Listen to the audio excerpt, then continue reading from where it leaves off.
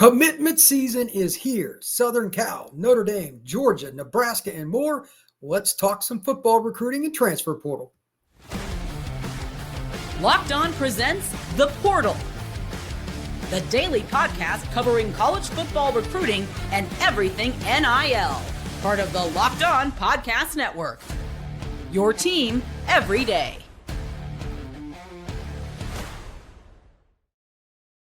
Welcome back into the Portal Podcast, where you get your daily recruiting, NIL, and transfer portal scoop.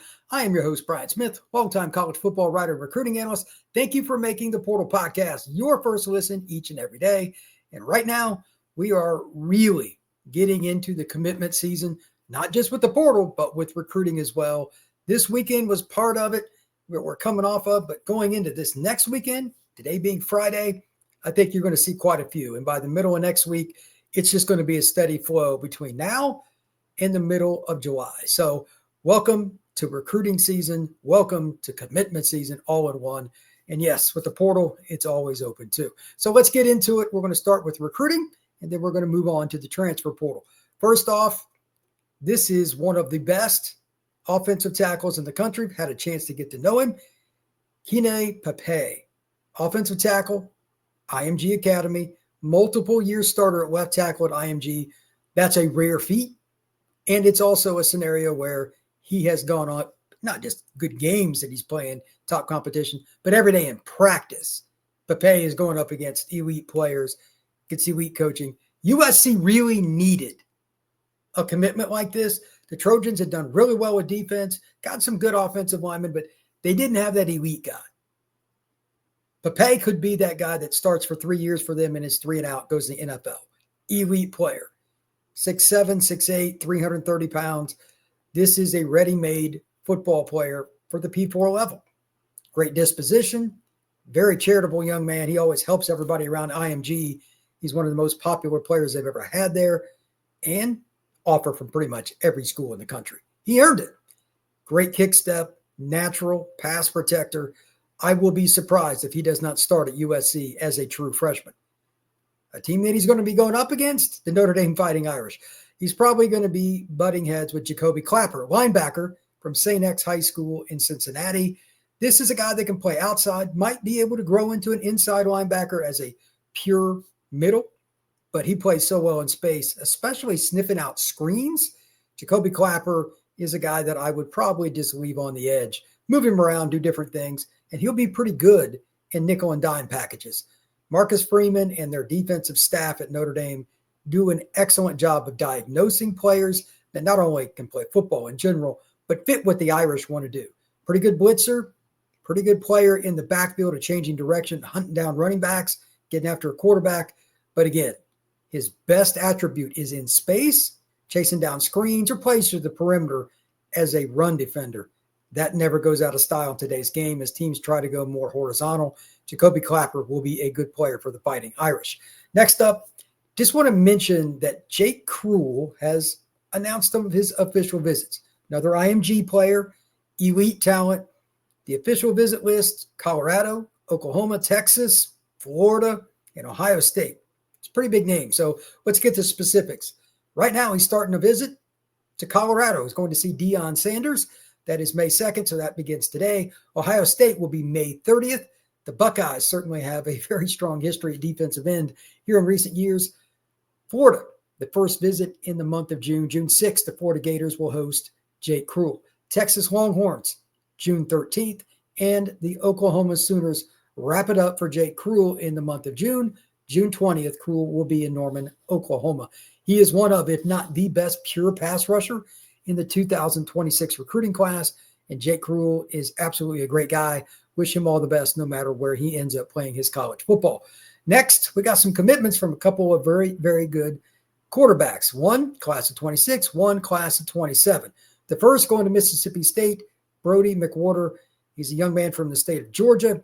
I don't think that he gets quite enough fanfare. I've seen him play a few times, Under Armour, seen him play at Elite 11. Not the tallest guy, he's probably about 6 foot, but he is a distributor. He's a point guard, and he's a guy that can really, really put the ball where it needs to go. His accuracy never goes out of style. So from the state of Georgia, heading over to Mississippi State. Next, This is a kid I got to know very well. He plays for 24K 7-on-7, and he also plays for Carmel Catholic in the state of Illinois on the edge of Chicago. Trey Taylor is the prototypical quarterback that you think of in today's game. He'll extend plays and he'll take off occasionally, but he does his best work from the pocket, diagnosing what's going on, and he can change the delivery, whether it's dropping down sidearm and throwing like that, and he can also change the trajectory. That's probably more important. He can throw it over the linebacker and in front of the safety. He's a guy that can hit the hole shot. He will throw a rainbow down the sideline and allow his receiver to run under it. Whatever the circumstance calls for, Trey Taylor's a really, really good football player. Above all else, he's a good guy. And he's also class of 27. So Nebraska gets one of the elite because Trey's conservatively one of the top 10 quarterbacks in that class. They get one of the elite QBs in the class of 27. He may end up being ranked a 5-star. I know some of the rankings for 27 are just starting, but he would be a top 50 kid for me for whatever that's worth. And I haven't really delved into it too much further than that. But Trey Taylor is a very, very good football player. When we come back, we're going to be talking about the transfer portal, Florida State, Miami, Cal, Syracuse, UCLA, and more. That is next here on the Portal Podcast. Get the supplies you need from the site made for the skilled trades, Supply House.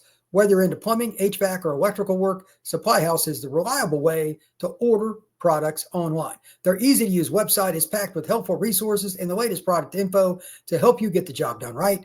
Plus, with a complete inventory of over 200,000 parts from 400-plus top brands, you'll find exactly what you need delivered fast from coast to coast. Need help with an order? Supply House offers expert support and industry-leading service, so you'll always talk to a real person. And for trade pros looking for an extra edge, their free Trade Master program offers exclusive perks like a dedicated phone line, free shipping, and discounts on every order. Thousands of skilled professionals are already taking advantage. Now it's your turn. Join the Trade Master program today at supplyhouse.com/TM and start ordering plumbing, HVAC, and electrical supplies with just a few clicks. Plus, use promo code SH5 for 5% off your first order. That is supplyhouse.com. The transfer portal is still open in terms of players going to whichever school it is they want. Remember, at the end of April, it closed for players to enter, but when and where they go, that is still to be determined. So here are a few, not all, because there's certainly more decisions, but here are a few of the main ones that have happened in the last 24 hours. Let's start with Florida State because they get not just one, they get two. As a reminder, again, at any time, something could change. So the portal is always ongoing. Joshua Raymond goes from Vanderbilt to Florida State. Offensive lineman with 4 years of eligibility, returns home to the Sunshine State. He's from the greater Orlando area. Really good football player, probably going to play guard, but at some point, do not be surprised if he plays center or tackle for the Florida State Seminoles. He is literally Florida State's 6th transfer portal addition. Florida State loading up on offensive linemen. Also, transferring from Southern Cal, another kid that redshirted last year, Florida State picks up Jarvis Boatwright Jr. He played at Clearwater High School just across the bay from Tampa. Elite academic young man, somebody with a lot of smarts. He was the key player for Clearwater for multiple years, highly recruited. He also returns home to the Sunshine State, and he's going to Tallahassee to be a Florida State Seminole. I expect both these young men to make a contribution this next season. And who knows? It wouldn't even shock me if Boatwright played a lot. He's very, very talented. Again, he was a national recruit. Miami, Jacoby Thomas, come on down from Tennessee. He's a young man. Florida State, among other schools, was after as well. Ends up being a Miami Hurricane. I think he's got 1 year of eligibility left. Maybe it's 2, but safety, 6'2", 200 pounds. He can move. He's had some contributions at Tennessee, but he never really got over the top. But he's got a lot of talent. We'll see what happens. Cal picks up Harrison Taggart, 69 tackles, a pick, forced fumble last year. BYU was his last school, originally started out, I believe, in Oregon. Syracuse, this is maybe the most interesting pickup of anybody today. Jonte Cook. This is a young man that I saw Future 50 a few years ago. He has elite speed. He's a kid out of the greater Dallas area. Top recruit, signed with Texas, didn't work out. Went to Washington, didn't work out. Fran Brown in Syracuse are taking a shot on Jonte Cook. Does that work out? I don't know. He's been a little bit of a lightning rod. People have taken some shots at him because it didn't work out a couple of places. And I don't know the backstory on Jonte. I've met him, been around him. I had no problems with him. He was always nice to me.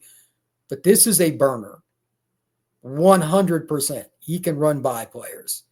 If he gets it together at Syracuse, it's proven they had the best passing offense in the country last year. He could make himself into an NFL player. Talent's there. It is up to Jonte Cook. No doubt he is a big-time talent. Speaking of Anthony Jones, he's had a few sacks playing at Michigan State. He's headed west, staying in the Big Ten, ironically, going to UCLA. Never goes out of style to get pass rushers. So we'll see how that goes for UCLA. They're still adapting to the Big Ten, in my opinion. So adding more linemen, that's a really good idea for them. Deshaun Foster certainly needs more players in the trenches. Thank you once again for making the Portal Podcast your first listen each and every day. Truly appreciate you for stopping in. For all your latest recruiting, NIL, and transfer portal news, that is going to do it for this edition. Please hit that like button, that subscription, and make sure you share this podcast. And if you're listed on Apple or someplace where you can rate and review, I would truly appreciate a 5-star for that. Thank you once again. We will see you again soon on the Portal Podcast.